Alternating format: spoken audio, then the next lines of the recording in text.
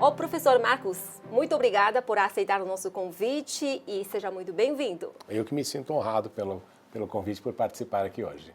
Em seus artigos publicados sobre a China, que falam sobre a China, há termos frequentes como paz, harmonia, cooperação, benefício recíproco ou canha-canha, né? Esses também são valores essenciais para a China. Então, gostaria de saber qual a importância desses valores para o mundo de hoje.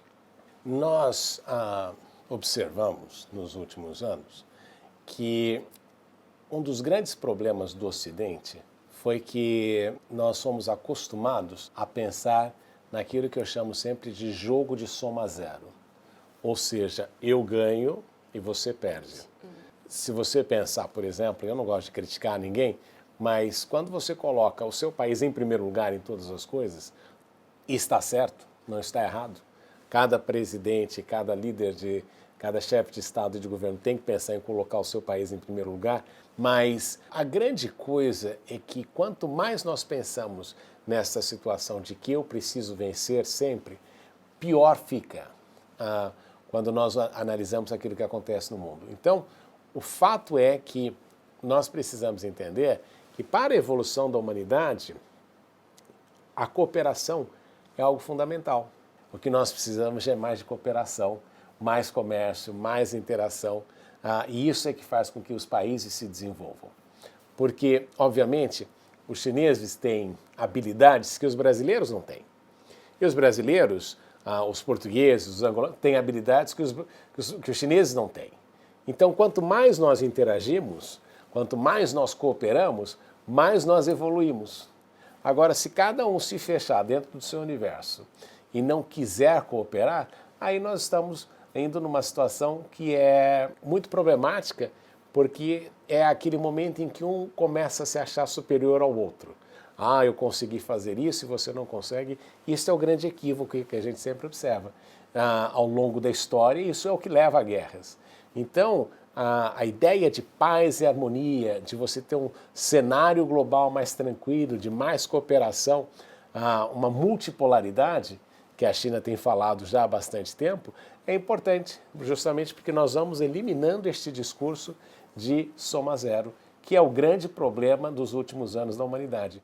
Então, com base na conjuntura, na atual conjuntura internacional, como será essa relação? Como será o futuro da relação sino-brasileira? Eu espero que cresça cada vez mais, e o Brasil tem que entender isso. Nós somos parceiros da China, nós não somos concorrentes. Então, e nós temos sinergias, não é? Quando a gente fala de benefícios mútuos, eu não consigo pensar numa relação que tenha tantos benefícios mútuos como a relação Brasil-China.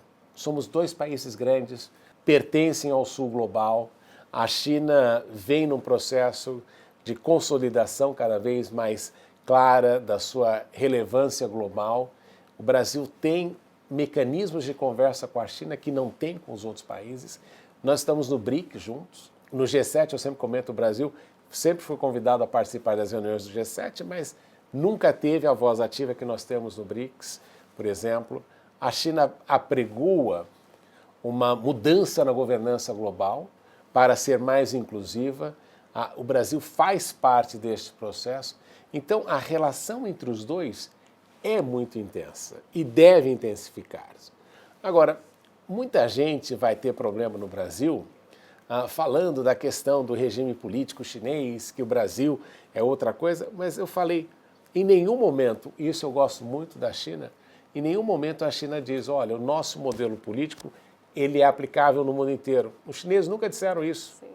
Não é? Agora, o que a China fala é, comércio, sim, nós podemos ganhar muito no comércio, nós podemos ganhar muito na cooperação, e cada país define o seu destino político. Isso. E essa é a grande mensagem que as pessoas não entendem claramente, não é? Fica com aquela mentalidade, às vezes, da Guerra Fria, achando que a China é igual à União Soviética. Nada disso. Até porque a China tem, eu sempre falo, né, quando a China coloca com características chinesas, é isso que nós devemos levar em consideração mais do que qualquer coisa.